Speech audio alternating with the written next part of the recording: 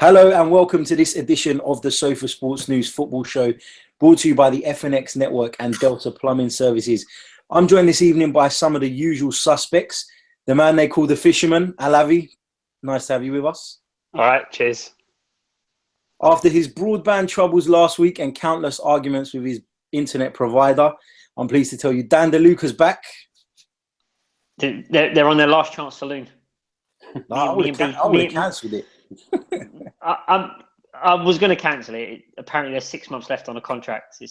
I'm going to wind it down and look for another club. Fair enough. Sanchez. Yeah, all right. It's a sore subject. A huge Sofa Sports News welcome to Man United supporter Tim, who joins us for the first time. Tim, pleasure to have you with us. Evening, chaps. Evening. How you doing? Very good, mate. Good. And we're also joined by the one and only Kiri. Obviously, last but not least, definitely the least good looking, but other than that, Disagree. All right, guys, it's been an amazing summer for Sofa Sports News, and we've had the pleasure of recording some brilliant interviews with some great guests, all of which are available on the FNX Network, iTunes, SoundCloud, Stitcher, and the TuneIn radio apps.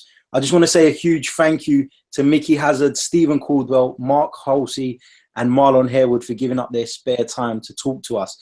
I guess this is our first official show of the 2017-18 season. So I want to say a big hello to all our regular listeners, in particular those from the United States and Australia who make up a huge proportion of our audience. So we're going to kick off this show with our usual Your View question. We want to know which clubs you expect to make the top four this season. So I'm going to go around the panel, get your thoughts, and then I'm going to reveal the top four that was voted by the SSN group during the day-to-day. I'm going to start with you, DeLuca. Who is your top four for this coming season?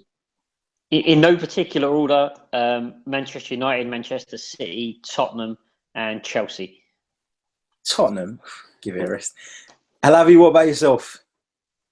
Yeah, I'm going to go the same, to be honest. I mean, look, me and DeLuca are betting men, so that's what the bookies say as well. And I'm with him. I think in no particular order. With Man City first, I think it's going to be those four. I think definitely Liverpool miss out, and I think between the two North London clubs, it will be Arsenal to miss out again. Interesting. Tim, what about yourself? I've got to disagree a little bit there, to be honest. I've gone United, City, Chelsea, and Arsenal to sneak it in. So you'll be happy to hear that. Yeah, definitely it reads better for us. Kiri, what about yourself? You know, for Man City is champions, Chelsea second, United and Arsenal third and fourth. So none of you have actually gone out there, stuck your necks out, and given us a league champion. Who's going to win the league? Let's have an order. DeLuca. Oh, can I sit on the fence? No, because your name's not Alavi. You're not allowed to do that. Okay, I'm gonna be controversial, and I'm gonna back Chelsea to win the. And I'll give you my reasons. I'll give you my reasons later in the show if it needs be, but I'll go for Chelsea. All right, Alavi. Yeah, City, but I'm just as confident about City now as I was this time last year.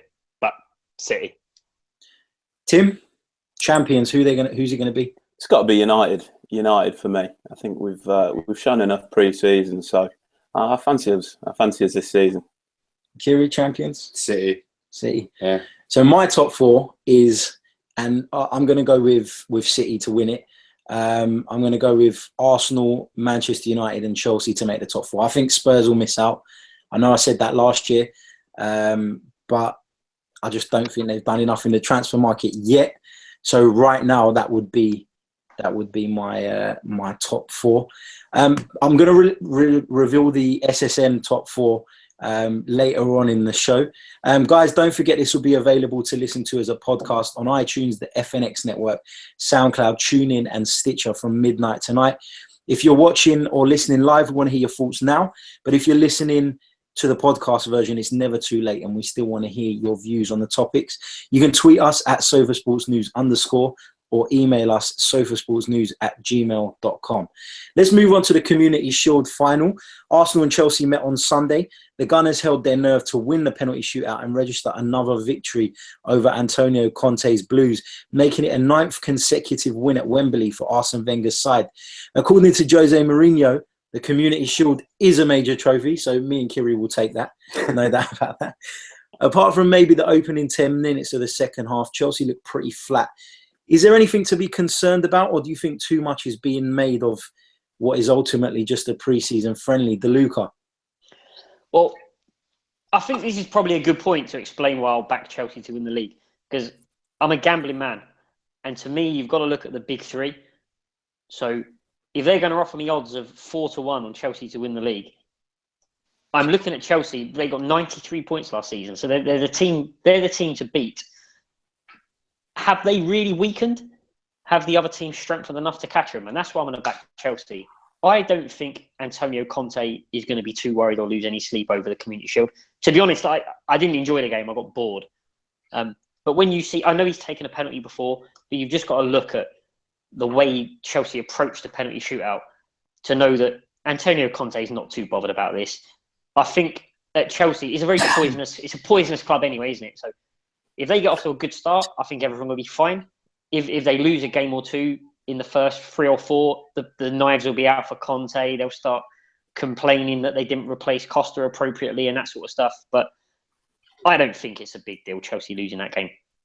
Alavi, what about yourself? Do you think Chelsea should be worried? Do you think their squad is big enough? What do you think are we just making too much of nothing? No, I don't think you are making too much of nothing, Harry, because we said this last week, me, you and DeLuca, and I stand by what I said last week. I don't think Chelsea have actually improved as a squad. If you take Costa as gone, if you look at player for player, whether it's, Matic, Bakayoko, the defenders, the Costa Morata, I don't think they've got any better. And City, United, Arsenal have all certainly improved.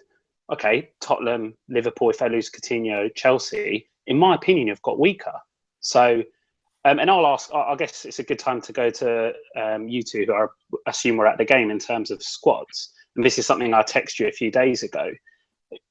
Did you buy a programme? Because if someone told me if you turned over that programme, the strength in depth between the two squads was actually quite big and quite surprising. I think Chelsea have got a better first team, but I think Arsenal have actually got a better squad. You could even argue their strength in depth is as good as anyone.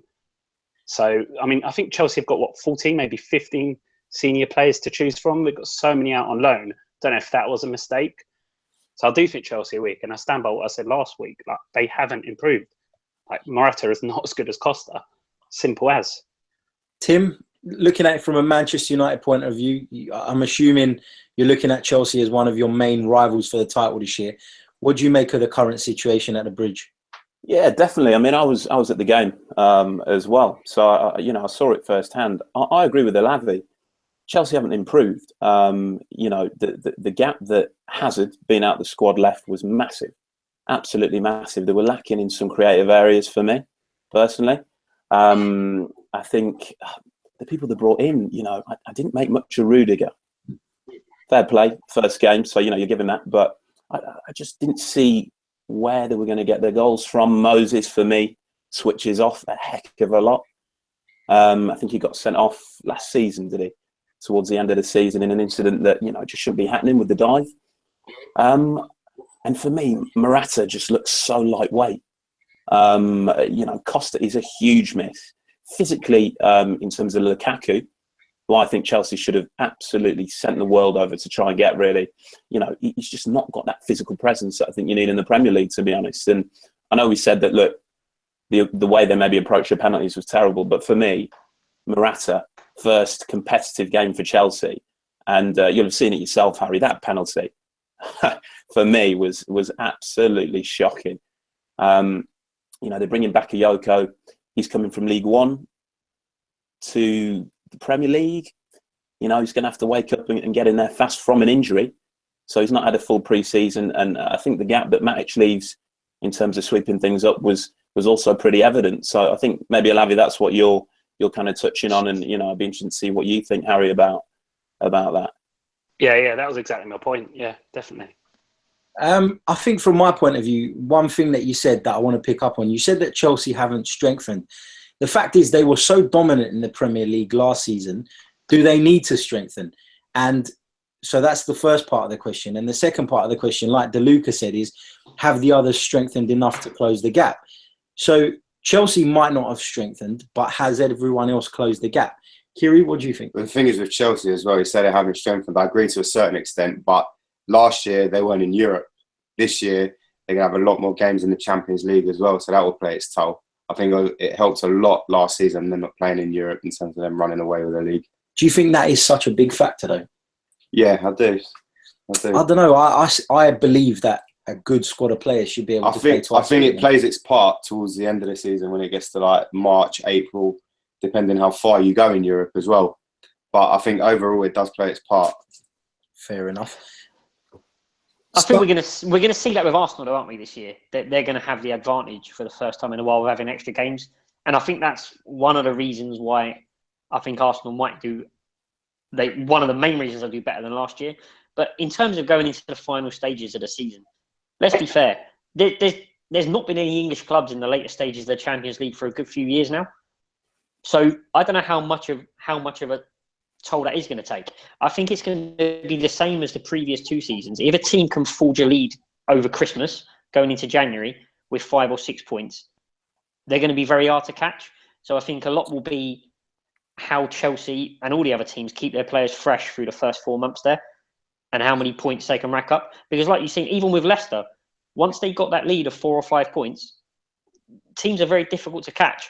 And now with 3 at the back, which most of the top teams are going to play, it's going to be even harder to break teams down who don't want to be broken down. And with Chelsea, I think they're the same with Man United, who I'd have finishing second in the league this season. They're the 2 teams I look at and think you're the guys who are going to get the most 1-0 wins when you need to get them. And the reason I've plumped for Chelsea is just because I think they were that far superior last season to all the other teams. I don't see that balance has been shifted enough for me not to take 4-1. 4-1. It's a 3-horse race. I mean, I'd back West Brom if you gave me 10-1 for God's sake. Like, it's maths. You can't argue with maths. 4-1. DeLuca's on. It's as simple as that. 4-1 is good, to be fair. Yeah, it's decent odds, to be fair. Sunday's final gave us our first look at the new penalty shootout system known as Abba, before anyone makes a joke, not the Swedish band. It's been described by some as farcical, although I couldn't quite work out whether they were talking about the system or Chelsea's spot kicks. I know we've only seen it in action once, but DeLuca, I know you've got quite strong feelings on the new penalty format. What did you make of it? Well, what's the point? I don't understand the point. I look at football, I see diving, I see 100 players out on loan, I see £200 million for a player, 500 grand a week in wages. And this is what FIFA and UEFA choose to worry about, how penalties are taken.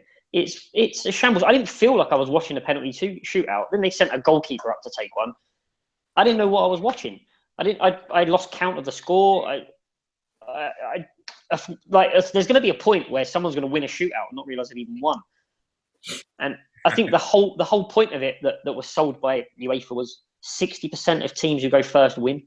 I mean, 60%, 6-4 that's not a lot. That's not an overwhelming statistic. And who went first in this shootout? Chelsea.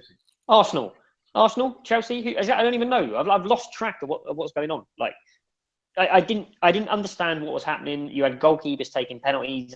I know it was a pre-season friendly. I just don't understand how the intensity of a penalty shootout is going to be recreated when you're messing around with it for no apparent reason. It's not a broken system, penalty shootouts, to me. Either get rid of penalty shootouts completely if you don't like them, or just leave them as they are. It winds me up. I don't understand it. In fairness, though, the whole goalkeeper thing, I don't think you'll see that again. I think that's just a moment of madness from Chelsea. Alavi, what do you make of the new system? Well, can I just quickly disagree about the goalkeeping thing? Because, like, apparently Courtois is quite a half-decent penalty taker. Well, he's obviously not. He shows... No, but in training, he is meant to be. And Conte came out and said, you know, and even Czech came out and said, yeah, he's normally a good penalty taker. So I think you can let him off that one. Like 60% is the stat I read. So if you're going to make a major change, mathematically, it needs to be more like 70, 75%. Yeah, of course. To make a change for something that would have been half if it wasn't for a few penalty shootouts is crazy. And also, you know, so the whole idea is because psychologically it's more difficult if you take the if you're having to play catch up, right? Is that why they've implemented it? Yeah, that was the argument, and that's why I don't get, because if you miss the first penalty, which can happen, and the other team score the next two, well, the pressure's cranked up even more because exactly, and it's all going down to luck anyway, because they're still tossing a coin to decide who takes the first one and who kicks at either end. So you're trying to get past a 60-40 argument by tossing a coin and giving it to someone to take first anyway. Like, it just doesn't make any sense. And the one thing I really think you miss the most is the whole drama. Like the whole, right, you go, now the pressure's on me, now I go, now pressure's back on you. Do you know what I mean? Instead, you've just got two penalties in a row. Alavi, if I'm taking a penalty, if the stats are proven that it's 60%, 40% the other way, I wouldn't want to be in that 40%. To me, that's unfair. You lot are saying that that's not enough of a difference. To me, 60-40 is still not fair. It's still not a fair advantage.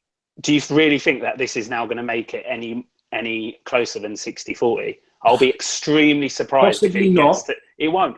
It can't. There's just the maths. It just won't work. Possibly not, but I can understand why they felt they needed to do something. In my opinion, 60-40 is a big enough difference to try and do something about it. Look, at the end of the day, it's not going to be implemented in any of the UEFA competitions. We've literally just seen it. It's only in this country. We've just seen it in a friendly tournament. It's the first time. I'm not too concerned. Tim? So where would you want to go, at first or second now? Sorry, Tim. Now I'd want to go second. So I think they flipped it the other way. Go on, Tim. It's interesting. I mean, when I was watching it, I thought it was a bit of a nonsense, to be honest. And you've got little kids sat around me just completely baffled. They've come along to the game with their parents. They haven't heard about this new regulation that's come in. Next thing you know, Arsenal are taking two penalties one after another, and there's absolute outrage. So I mean, for me, it's Gary Cahill came out after the game and said he didn't fancy it. And personally, I don't fancy it either. I just think it is what it is. You flip the coin, you pick your end, you flip the coin again, you find out which team goes first, which goes second. 60-40. If you're not good enough to put a ball in the back of the net from the penalty spot, then so be it. It doesn't really matter about who gets the advantage. That's football. It's pressure, and whether you're watching it in the stadium or on the TV, for me, that's that makes the game. You start having one team take it after the other. I'm not sure I fancy that, but I think they're bringing it into the EFL Cup. Is that right? I'm not sure, to be honest. I'll have to check that. I think they're bringing it into the EFL Cup as well. So again, we'll have plenty of chance to see it. You'd imagine. So another thing I don't like is why have they picked on who goes first as a stat? Surely it's unfair if surely the team who shoots at home is going to win more statistically. So what are they going to do? Take one penalty at each end? Is that the next step? I don't know why they always have to open cans of worms for no apparent reason. Like silver goal. Yeah. And again, I know it was exciting. I mean, and I was wearing this very shirt, in Rotterdam when we were beaten by Trezeguet, and that was a long journey home, and probably the last time I cried as a human being. But that's not the point. The point is they muck around with things that don't need to be touched. Then they try and fix it, and then we all end up back where we were. A penalty shootout is the easiest thing in the world. What do you do when you play five-a-side, like with your mates when you were 7 years old? You end with a penalty shootout because you've lost count of the score. Why do you want to fuck about with that for? I just find it nonsense. Absolute nonsense. Another one of the Premier League big boys were in action last night. Manchester United took on Real Madrid in the UEFA Super Cup final in Skopje. Madrid were victorious and for the most part totally bossed the game. Lindelof, Matic and Lukaku all started. Tim, what did you make of the performances of your new signings? I mean, first of all, Lindelof, I think to protect him a little bit before we go in too heavy, I think Mourinho before the game said, look, this is a little bit too early for him.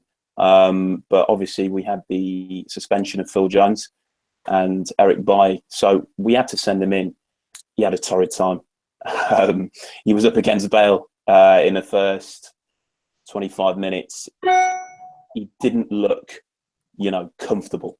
But for me, Madrid are the best team in the world at the moment. So you've got to forgive him for that. Lukaku, 75 million, foul throw. I was sat there watching the game, and I got up for a second, hands on my head, and just thought, I don't know what, we were attacking position. But he scored his goal. Yeah, most people would have finished that, but right place, right time. So very happy. But he skied one early doors. I don't know. We'll have to see. But I was, reasonably happy with Lukaku. But in terms of strength and dominance in that final third, yeah, he did a job. I think for me, the standout signing so far, he played a half against Sampdoria in Ireland. Matic, for me, he gave us a backbone that we haven't had for some time, I think. I felt he was let down a little bit by Herrera and Pogba. Obviously it was his deflection or his parry that got us the goal effectively from Lukaku. But for me, he's been our best signing so far. Pre-season games taken into accordance. But yeah, I think Matic will probably do the best throughout the season. And I think, Lukaku will chip in with 23 goals. But those are my thoughts with them. Lindelof to improve as the season goes on. Matic will do Matic's job. I think Chelsea will miss him. And Lukaku, I'm not 100% convinced yet, but we'll see. We'll see what happens in the Champions League and we'll see what happens in the league to begin with. Tim, are this United side ready to mount a serious title challenge? And do you expect them to do any more business before the window closes? I don't know if I expect them to do business. I'd like them to. I'd definitely like them to. I'm not too sure what's happening with this Perisic deal. I'm not too sure anyone knows what's going on with the Perisic deal. I think we can rubbish the Bale coming to United. He is not coming to United, as far as I'm concerned. I think we'll mount a challenge, and I believe we'll win the league. As far as I'm concerned, I think City will flounder as they did last season at times. Too lightweight for me, but I think United's strength and power this season will come through. Yeah, I think we'll win it. Alavi, do you think United are ready to mount a title challenge? We know you're a closet Man United fan, so you might as well stop. Come out. I don't think they're quite as good as City, but I suppose I wanted to ask. But hold on a minute, Alavi. Before you go on, you said they're not quite as good as City, but you haven't seen this new City team play. They brought in a hell of a. You must have missed them in pre-season because they look ridiculous. Pre-season? Are we counting pre-season? Well, what else have you got to base it on? So have we won 2 trophies then already, Kiri? Well, technically, if pre-season counts, we've won 3. There you go. All I'm saying is, if Man United played, say, a 3-5-2, which I still don't understand why Mourinho doesn't do it, you're looking at De Gea. I think Bailly is one of the best centre-backs in the league. Lindelof, and he can play Valencia and Dame on either side. He can play Herrera, Pogba, one of Mkhitaryan and Mata, Lukaku. Like, it's not like going to be the worst team, is it? You would have to back them to do. Back them to do pretty well. Add Matic to that. I do think Lindelof is going to be under pressure because of how quickly someone like Bailly fitted into the Premiership. I remember Ferguson years ago. He said, like, when you're one of the top teams in the Premiership, because you attack so much, your centre backs have to get used to being 1-on-1 or 2-on-2.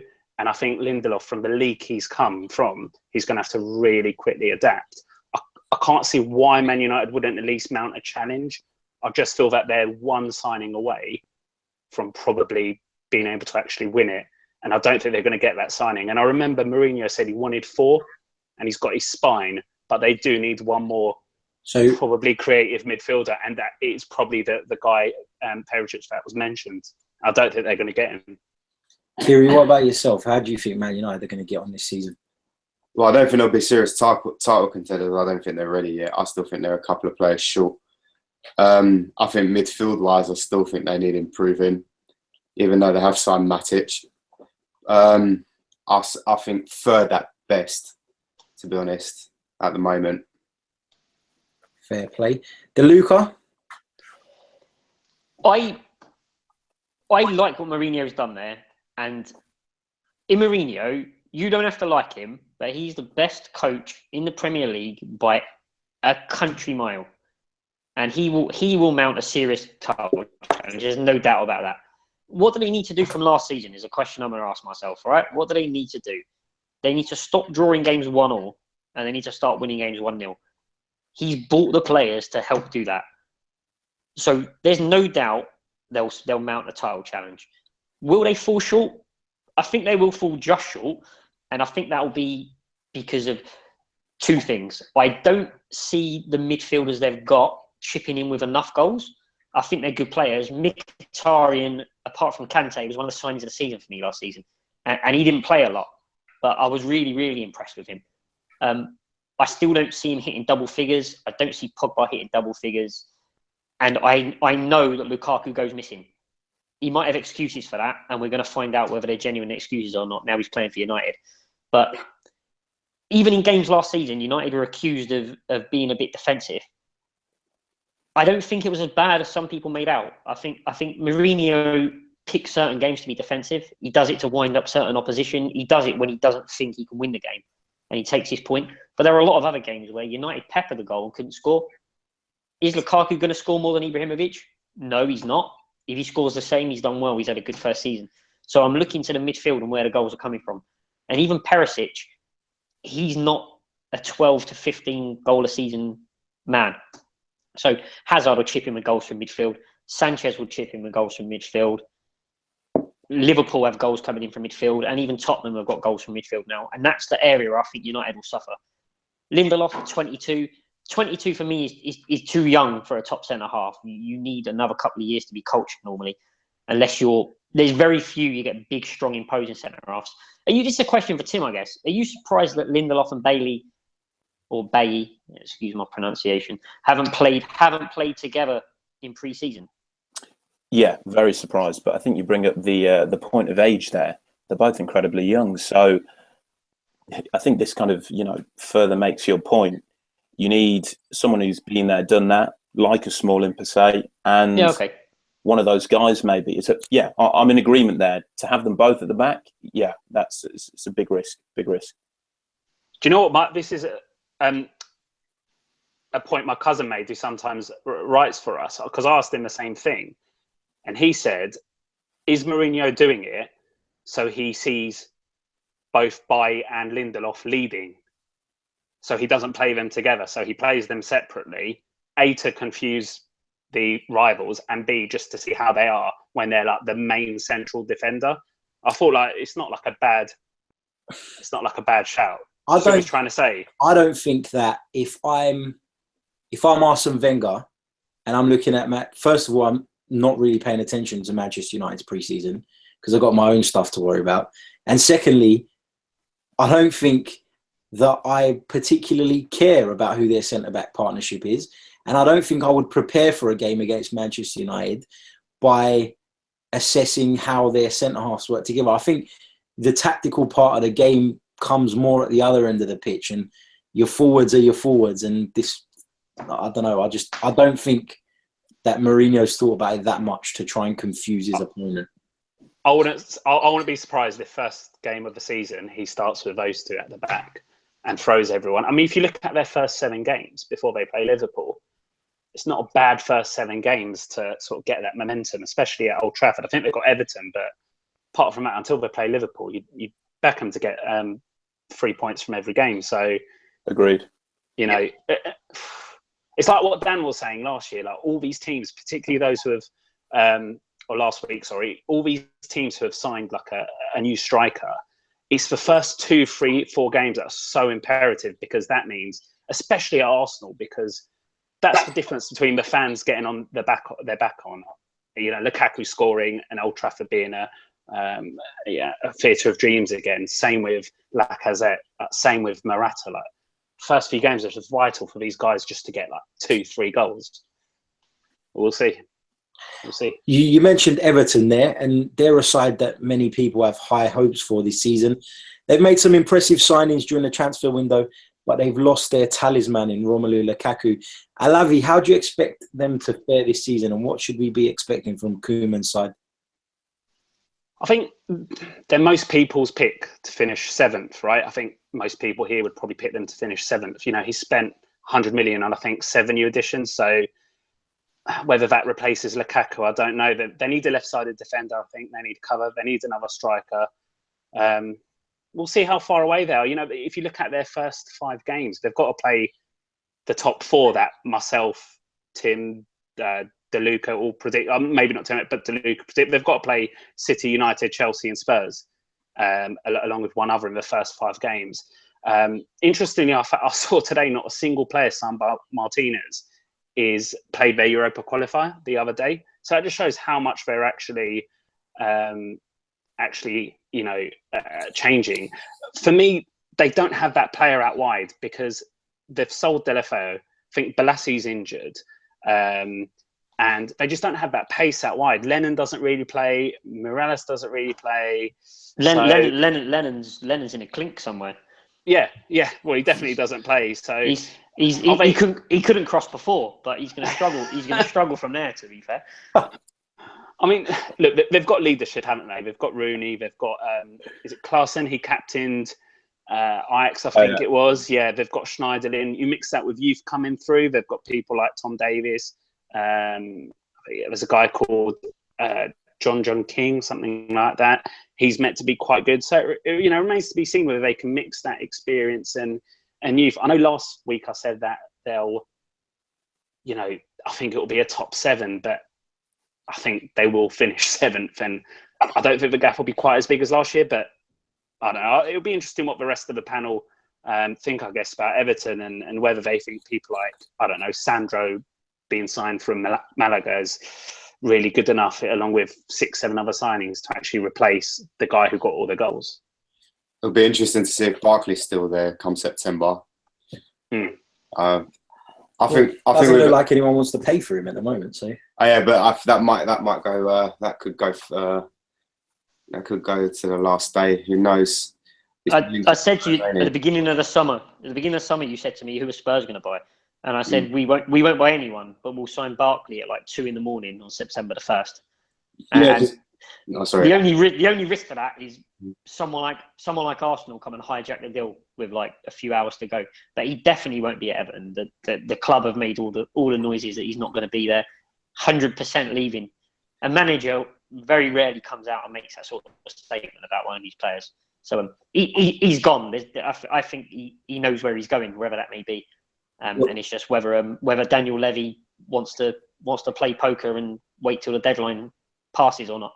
Well, the thing is, they said he's not going to sign a new deal, so he probably will leave this summer. The only thing is, had Spurs or another club wanted to buy him now or a couple of weeks ago, probably would have cost 50 million, whether on deadline day he might cost 25, 30 million because they're desperate to get rid of him. So it's something Daniel Levy would do.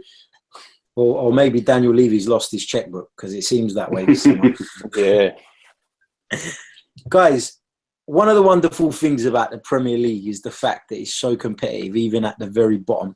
And it's so easy to be dragged into the relegation scrap. Quickly going around the panel, starting with you, DeLuca. What 3 teams do you expect to face the drop? And I know it's really difficult because no one's kicked the ball yet. But just looking at last season and the business that's been done so far this summer, if you had to pick 3 teams to face the drop, who would you go for?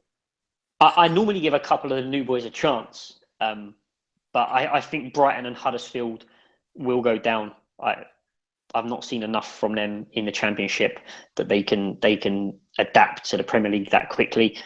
And the third team, I've spent quite a little bit of time thinking about this, and I've decided to go with Burnley. Okay. So there we go. Any particular reason? I think they exceeded expectations last season. And with Burnley, it's not second season syndrome because they've been in the Premier League enough times. But I think they exceeded expectations. I think a lot of the other teams down there aren't going to be there again. I think Bournemouth are established enough now that they're going to play their way into a lot of points, particularly at home. I think Watford under their new manager, I rate this guy so highly that I can't have Watford in there. So it just come down to whether I thought Swansea would have a season as bad. So I've gone for Burnley, and I think Newcastle will be safe under Benitez. I'm not worried about them. Well, you said Burnley as well. It looks like they're going to lose Andre Gray as well. I think he's gone. Yeah, I think he's gone. He's gone to Watford, isn't he? Marco Silva getting in there early. Alavi, what about yourself? Who's your bottom 3? I think everyone's got Brighton and Huddersfield, and I'll give you my reasons in a bit when we've gone round. But Brighton, Huddersfield, Burnley are actually favourites with the bookies to join them, but I'm going to go Bournemouth. I'm going to. Any other particular reason apart from I believe the other clubs like Watford will stay up because of their manager. I believe Burnley are just too strong at home, and I believe Swansea have got. I really rate their manager as well. So it's coming down to minor things. I'm just going to go Bournemouth. I just think you to play this fancy football and it not after a while sort of bite back at them. So yeah, they're my three. Can I just say one thing there about Burnley? Is you put a plus in the column because Burnley are so good at home, and maybe it's because I'm like a stingy Italian, but to me that's a minus for me, because what I'm seeing with Burnley is a team who can't pick up points away from home at all, and all they need is a little dip in form. They're going to lose 6 points at home that they might have got last year, or not pick up a draw against Chelsea, not pick up a draw against. Was it? No, they didn't draw with Arsenal again because Arsenal got to handball it. But whatever it may be, and they go for a little run like that, and the home form dries up for a bit, and suddenly they've got nothing left. So I've got that as a negative in the column that they're good at home. Well, I've got Chelsea first game, so it's not what you want away to the champions, is it? Tim, what about yourself? Who's your bottom three? I've gone pretty similar to the lads there. Brighton, Huddersfield and Burnley. Burnley because, losing Gray's a massive part of what was scoring them or getting them the goals last season. I like Chris Hughton. Always have done, to be honest. Big fan of him. Unfairly sat from Newcastle, I think. But, I'm glad to see that you got Brighton back up into the mix. But I think they're going to go down. I've just not seen enough, like you said, Alavi, to make me think that they're going to do anything in the Premier League this season. Okay, Kiri? Well, I think Brighton and Huddersfield have actually signed quite a few players this summer, but I'm still going to tip them both to head down. Burnley, I agree with DeLuca. I don't think their home form can be as good as last year. I don't think it will, so I think they're going to struggle. So I think that Swansea will struggle, but I don't think they'll go down. So, yeah, I'm going to go with Burnley as well. So Burnley, Huddersfield and Brighton. I'm going to tip Brighton to stay up. Yay. I think Huddersfield will go down. But I think Brighton, Chris Hughton's know-how might just be enough. There's a lot of excitement. There's a lot of buzz around that club. They're going to have a full house every week. I think they'll make the Amex a really tough place to play. So I fancy Brighton to stay up. I don't think Burnley are going to go down either because I think Sean Dyche has got a solid unit there. Yeah, they were poor away from home last year, but who cares? They stayed in the Premier League. A team that I'm going to tip to struggle, and people are probably going to laugh at me, is Crystal Palace, because I don't think that De Boer is going to be able to implement his way of playing on a bunch of Joe Ledleys and people like that and Wards, and I just don't think that he'll get it right. I don't think they'll give him enough time. I think he'll probably struggle. So I've gone so far Huddersfield, and the other one, I think Southampton may struggle. If they lose Virgil van Dijk, they haven't really got much else there. Pellegrino's come in as a manager, a bit of an unknown quantity. And I just think in this division that you can get sucked into it so easily. So I'm going to go against everyone else, and I'm going to go with Huddersfield, Crystal Palace and Southampton will be my three to struggle. Harry, can I pick you up on the thing you said about the Amex? Because I've been quite a few times, and it's not how you might think. It's not like Turf Moor, put it that way. I don't think it's going to be somewhere that people really fear going. So I just can't see Brighton. This is a different ball game. You've been and watched Brighton playing the Championship. Going and watch it, Brighton are going to be buzzing. They haven't been in the top flight. This club are on an absolute high at the moment. And I don't know if you saw the feature Sky Sports did on them yesterday. They've got an owner that's willing to spend money, and I believe they will do more business before the window closes. I think too, but based on the fact that I actually, and I hate to say it because he's a Spurs man through and through, but I highly rate Chris Hughton as a manager. But yeah, I don't think anyone doesn't rate him. I think everyone thinks he was quite unfairly treated. But, you know, you talk about the owner having all this money, but their pulling power for players is quite clear. They've lost out to Swansea and Palace for the two Chelsea boys, Abrahams and Loftus-Cheek, respectively. Yeah, These signings have made, like Pascal Gross, like, I don't even know who he is. Like, their own keeper, right? They had a keeper called Stockdale, and he's moved to the Championship. He was offered a deal. He's a number one first-choice keeper, 20 clean sheets, and he moved to the Championship for Birmingham. Like the kid did who went to Newcastle last year from the Premiership. Same sort of thing. Like, how can you say that a club's got pulling power if they can't get players on loan, rival relegation candidates? They're losing their keeper to a Championship team, and they're on a home ground that is like having a little, you know, cup of tea. It's like going to the Emirates. Like. 2 points. 2 points. You said about a club losing a player to a Championship team. Bournemouth lost Matt Ritchie to Newcastle. They survived it. Well, that was my example. So yeah, that's for me. And the other part where I think you let yourself down a little bit there was when you said that they've signed players that you've never heard of. Well, you'd never heard of N'Golo Kante when Chelsea signed him. Leicester. When Leicester signed him. I've heard of him when Chelsea signed him. Yeah. You know, it's. I think you can't say that players. This player's no good. You know, there's plenty of players that have appeared in the Premier League and have done great jobs without having much of a reputation behind them. I just think that it's a bit harsh to, you know, say they're doomed because you don't recognise a couple of players that they've signed or you know, they've lost a player to a Championship club. Well, if you look at them and Huddersfield, like how much Premier League experience is there? At least like Newcastle have got that Premier League experience. Like Huddersfield, for example, they've got to play Chelsea, Everton, City, Arsenal. That's their last 4 games. But it's Premier League experience that wasn't good enough for the Premier League, and hence why they went down in the first place.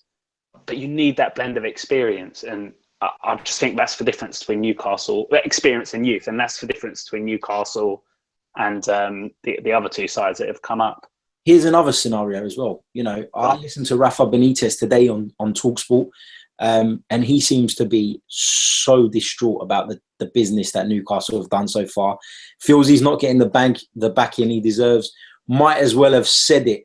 Might as well have said that he has no relationship with Mike Ashley, and things have gone sour. Now, if Rafa Benitez was to walk out of Newcastle, they're another club that could find themselves in trouble. Real trouble. Real trouble. I think, to be honest, Mike Ashley has been a thorn in the side of Newcastle. I mean, I know he's given them some money, but it's not ideal what's going on down there. Yeah, I agree. Guys, I think now's a good time to reveal the top 4 that our group voted for today. So leading the vote with the top amount of votes was Chelsea, Manchester City, Manchester United, and Tottenham. So Arsenal missed out by following, but there is a lot of Spurs fans in that group, so I don't know where to read too much into it. Now let's move on to the transfer section of the show.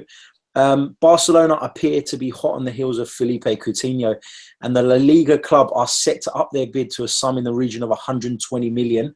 That's according to the Star. Will Liverpool be able to hold on to the Brazilian, and how big of a blow would it be to lose him, DeLuca? Do you know what? I don't think it will be as bad as everyone makes out for Liverpool. I think he's obviously a great player. We're talking about replacing Neymar. I don't know why Barcelona are aiming a little higher, to be honest. I think they could probably attract... I know it's late notice, but I think they could attract someone a little better. But anyway, that's not what you asked me. In terms of Liverpool, they missed Coutinho for quite long spells before Christmas. They dropped some points in January when he was injured, so you could read into that. I just look at Liverpool and the style they play and the attacking players that they've got. I don't think that's their weakest position. So I think they'll be able to adapt pretty quickly without Coutinho. They had, obviously, Mane was banging in goals for most of the first part of the season. He went away to the AFCON. It caused problems. You're going to have Salah on the other side, who I don't think is a bad player at all, and I think he fits in the system. And Lallana, for me, is as good a number 10 as the league's got. And I think he's one. I know a lot of English players are overrated. I think he's one of the few English players who's actually underrated. So I think they'll cope all right without Coutinho. And I think if they've got 120 million and they can bring in Van Dijk, and another centre half, I would rip Barcelona's hand off and drive him to the airport and reinvest that money into the back line. If they can invest in a back line and a defensive centre midfielder, the impact of Coutinho isn't going to be felt as much as you may think, in my opinion. Okay, Alavi, I know you rate Coutinho. I don't know what Dan's on about. I usually agree with the man, but like, you should know, being a Spurs supporter, what happens when you lose your best player. Like, you cannot replace your best player with a backline. Their starting back isn't actually that bad. There's worse centre backs than Matip and Lovren. In the top six? No, but this is the level. This is the level. No. But would you say that their back four is actually awful? Like, when Klein gets fit, like, they've got a couple of youngsters coming through. If they bring in a defender, it still won't compensate losing Coutinho. I know why Harry's saying that, because I've messaged him early in the week saying I think on his day Coutinho is as good as anyone in the Premiership. I just don't think that he's as consistent as a Hazard, who isn't quite as consistent as a Ronaldo. These players aren't like, these players aren't like, so different in terms of what they can offer. It's just about consistency. So yeah, I couldn't really disagree more. I think if they lose Coutinho, they've essentially done nothing in the transfer market but get worse by losing their best player. And you can't say that about anyone else in the top six. I do agree with you about Salah. I think he is.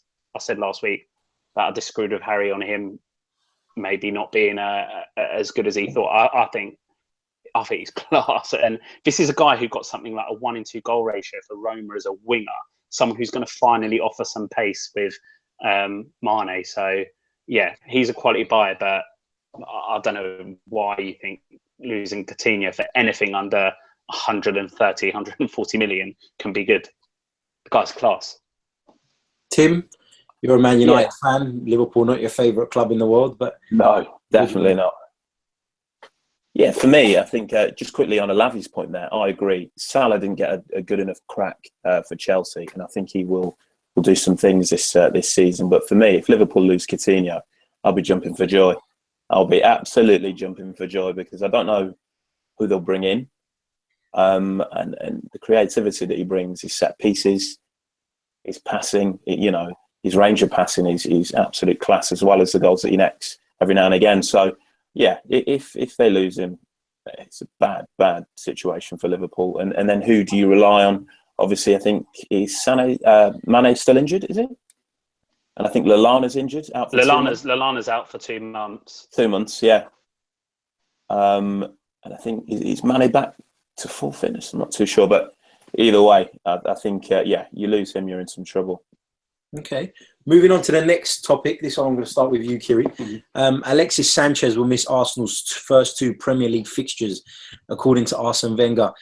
Is there something going on behind the scenes? Have we seen him play his last game for Arsenal? I've been asked that question all summer, and I really don't know. I mean, we've heard that Arsene Wenger say in the past, I'm not selling Fabregas, I'm not selling Nasri, Van Persie, and they've ended up leaving. It's a different scenario now. We're not in a position where we need the money financially. But at the same time, I still wouldn't be surprised if we ended up bending over and selling him. DeLuca? I mean, all summer I've been waiting for the deal to be done. Well, you would be.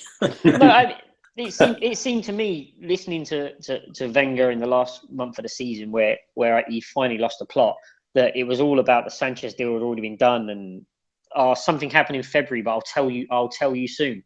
And I've been waiting. He's been linked with City. He's been linked with Bayern Munich, and you're just waiting for it to happen. And the longer it's gone on, I'm looking at these other sides, and they've been bringing in other players. And now I'm thinking, well, are these sides still interested? Does Sanchez want to leave? Which I believe at one point he certainly did. And as he kind of ruined it for himself, is he going to have to go back to Wenger cap in hand and say, look, boss, I want to stay? I expect Wenger to accept the offer, but with that has got to come a new contract, and he's going to have to sign it. Maybe that's what the sticking point is, because I can't see Wenger keeping him and the contract running down. if he stays, there's going to be a new contract. So maybe that's what's taking so long. I'm not sure, but it doesn't look like he's going, does it? And if he's not, then that's as good as a new signing for Arsenal. And that makes the Lacazette signing suddenly, it enhances it, because you'll have him there and you'll have guys behind chipping in goals, and you can rotate positions if you want to. So I don't know, it's looking like he's staying. And one of my bankers this season was that Sanchez weren't going to be there, and everything will be all right. But it's not looking good, lads. It's not looking good at all. I can't see him signing a new deal. I mean, if you look at his previous clubs, he's never actually signed a second deal at a football club, and plus, I think he wants to leave. So Okay. I really, really can't see him signing a new deal at all. I think it's an interesting one, because I think if I'm in charge of the club, I would, like you said, you don't want to be missing out on a potential 50, 60 million pounds from a business point of view. But then if you're Arsene Wenger, this could well be Arsene Wenger's last season. I know he signed a 2-year deal, but if all goes well, Arsene Wenger could, call it a day and walk off into the sunset and not worry about Alexis Sanchez's future. So there's that aspect to it as well. Kiri, you said that Sanchez hasn't signed a second deal at a club, and that says it all, really. The guy likes to move around. He's not really found a home. If you look through his career, he was at Udinese, he went to Barcelona, now he's at Arsenal. He just strikes me as someone who's hungry to win. And if Arsenal aren't showing the kind of ambition that he wants to see, then good luck to him. I'm an Arsenal fan and I don't want to lose him, but I can see why he would want to go. Do you boys not want another central midfielder? Because all the focus is on like Sanchez and Ozil and like people like Iwobi and Ox, whether they're going to go. But like I read today, someone like Jean Serry from, is it Nice? Like you said, Harry, I think last week, Ramsey and Xhaka aren't going to stay fit all season. Well, Xhaka's going to be suspended half the season, and Ramsey probably pick up 3 hamstring injuries. So we do. Surely another central midfielder is needed. Like, definitely, I agree. Definitely. Well, obviously, Seri's a good player, by the way. Yeah, I've barely seen any of him. That's the honest truth. Like, I don't count the French league. He is a good player, and he's the type of player. Everyone says Wenger never changed his philosophy. Wenger did change his philosophy, because like 15 years ago, Kante, when he comes to the Premiership, it would have been for Arsenal. Wenger would have gone out there and found him, especially from the French league. And Seri is exactly the sort of player that Wenger would have signed a couple of years ago, or a couple of decades ago, rather. But he's a really good player, and he'd fit in brilliantly there. I quite like what I've seen of him. Okay. So is Carzola just out, full stop? What's going on there? Like, it's like no one knows. It's like this mysterious, because he's my favourite Arsenal player by a mile. Well, it's the typical story with Arsenal.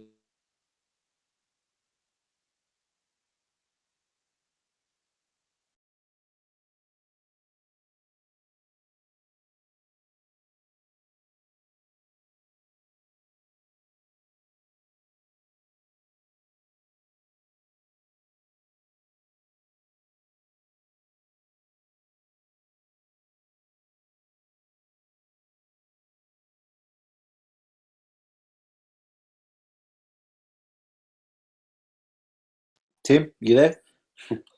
Sorry, chaps, not sure what happened there. Yeah, everyone just cut out, but I'm here. Did everyone else's? Yeah. All good. Don't worry. Carry on. Sure. Sorry, what was the question? Virgil van Dijk, was he right to hand in a transfer request? Well, based on what we've said about the concern we've got for Southampton, yeah. I mean, I think he's a cut above the rest of the players in that team, to be honest. And I think the real question is, where does he go? Which defence does he fit into? I think what we said with Liverpool, yeah, he goes there quite comfortably. And I think he fits into that system quite nicely. But yeah, I'd be interested to know why people think his best fit would be and where he will end up, because I think he's leaving. Yeah, I think he's going to jump ship. It's something that we see often in modern football now, players handing in transfer requests and sort of trying to force their way out of a club. Alavi, do you agree with the way Van Dijk's gone about it, or do you think the club are in the wrong? What do you think is the situation here? Well, I don't think we're ever told the full story anyway, but I think it's different, Harry. I think it's not, a Spurs player trying to move to Arsenal or a Man United player. This is someone who's just trying to better themselves, and there's no need to hold someone to ransom. Just let the guy go. You're getting 50, 60 million for him. It's obviously a step up. You're going from Southampton to Liverpool. But I'm completely on the player's side. He's obviously this is his dream. He's going for more money. He's going to better his life, better his family's life, fulfill childhood ambition, try and win trophies. And he's just going to get a club who you think's going to go down, trying to hold on to him to get as much as possible and possibly block the deal. It's like I know we spoke about it last week with Marlon Harewood, but his point made me think everyone's out for themselves. Everyone is there to better themselves and their family, and he's right. Let the guy go. I agree with what you're saying there, but there's a flip side to it. Van Dijk joined Southampton. He could have joined someone else. He joined Southampton. If he's backed himself as a footballer, he didn't have to sign a deal as long as he signed it for the money he was on.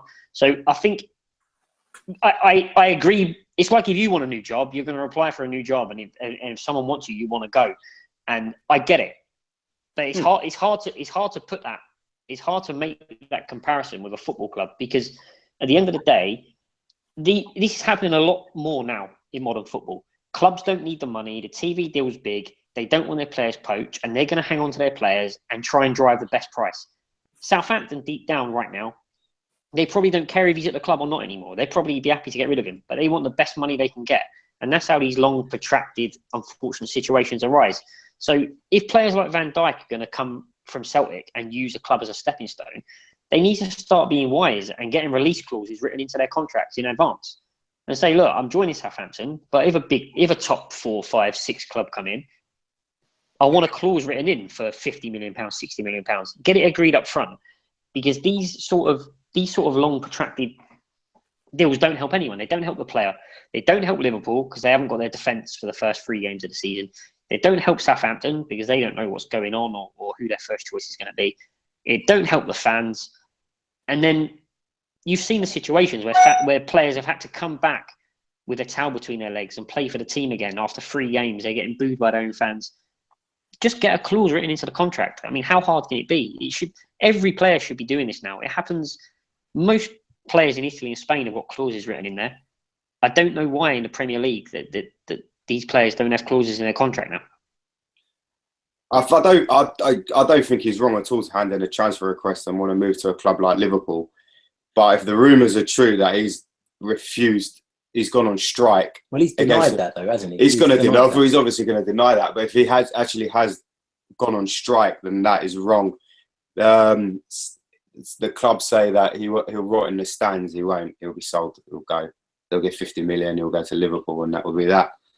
What I find rich is when a club like Southampton, who have quite clearly been a selling club for God knows how many years now, every summer Liverpool come along, we'll have a couple of your players and pay well over the top for them. All of a sudden, they've decided to dig their heels in. Well, they've created that culture at that club because of their actions in the past. Another transfer saga that seems to be dragging on is the deal between Swansea and Everton for Gylfi Sigurdsson. Talks appear to have come to a standstill. Just quickly going around the panel because we are running out of time. Do you think that deal will go ahead before the window closes, Kiri? Yeah. DeLuca? Yeah. Alavi? Yeah. Tim? Yeah, definitely. Full house. Full house. Right. We're going to move on to some of the listener questions this week. Guys, going to go around the panel quickly on these again because we are running out of time. This one's come from Koz in Cyprus. Who does the panel think will be the first managerial casualty of the season? Just go around and give a name. We don't need to hear reasons. Just give us a name. DeLuca. Jesus Christ. Can't even think. I will go for Rafa Benitez. Interesting. Alavi? Sorry, can I just say, Harry never lets us know what these questions are. I tried to ask him earlier today at work and he just wouldn't Well, it tell me. defeats the object. Of That's life, I know, it's out of order. I'm going to go Mark Hughes. Mark Oh, Hughes. good one. Yeah, Because that's a I good think shout. he's been given a lot of money, and it's not because he's going to be manager of Scotland. Before you all make that joke, I think he's going to be given a lot of money. He's been given a lot of money, and unless Shaqiri is the player who I've always thought he was, and just is a one-man team, I don't know. No, I can't see it. No, yeah, Mark Hughes. Tim? It's Benitez, actually. Yeah, Benitez. Just interestingly, I know I said I wasn't going to ask you for your reasons, but are you guys looking at that from the point of view that he's going to walk rather than he's going to... Yeah, surely. Not me, sorry, not me for Hughes, but I mean for Benitez, I'm guessing it has to be. Yeah. I think like as soon as a club in Europe somewhere loses a manager, whether it's I don't know, Roma or Inter Milan or one of the Spanish teams, like I think Benitez will be high on the list. And if things are going well at Newcastle and he's not been backed, then he'll walk. And why shouldn't he? Okay. Kiri, you didn't give us your one. I think Benitez is more likely to walk than be sacked. The one I can think of off the top of my head, maybe De Boer if it doesn't work out. Okay. If it doesn't work out, it's not going well, he could be the first to go. Interesting. My one's going to be Craig Shakespeare. Oh, yeah. Oh, yeah. And I said that last week. I stick by that. Next question. This one's from Nick in London. How well can West Ham United do this season? What's the highest you think they can finish, considering they've made some impressive signings this summer? DeLuca, give us the highest position you think West Ham can achieve. 10. Alavi? 8th. Tim? 10th. Kiri? 8th or 9th. 8th or 9th? Yeah. 8th or 9th? Our very best 8th. There'll be there's 10 between 8 and 10. I don't think they'll finish 10th, by the way. I think they'll finish lower than that. I'm not overly impressed by their business, but we'll save that for another conversation. Okay, I'm going to go with 8th as well. Given the fact it looks like Mike Ashley will force Rafa Benitez to offload players before making any funds available, do you think there's been a breakdown in their relationship? I know we've talked about this, so I'm assuming everyone's saying yes on this one. Can you imagine those two going for a drink or a meal? That's all I'll put it down to. I can, actually. Rafa ordering a fancy bottle of wine, Mike Ashley having 5 pints.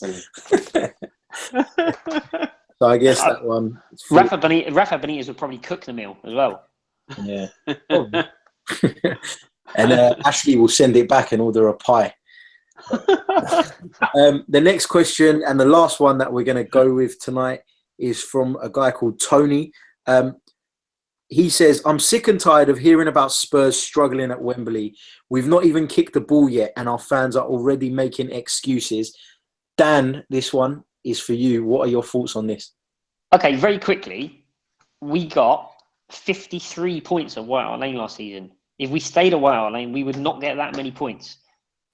Don't be scared of Wembley, Tottenham fans. We will lose points at Wembley, but we will win more games than we lose because we're a very good team. And I think out of 19 home games, we're going to win at least 13 or 14 of them.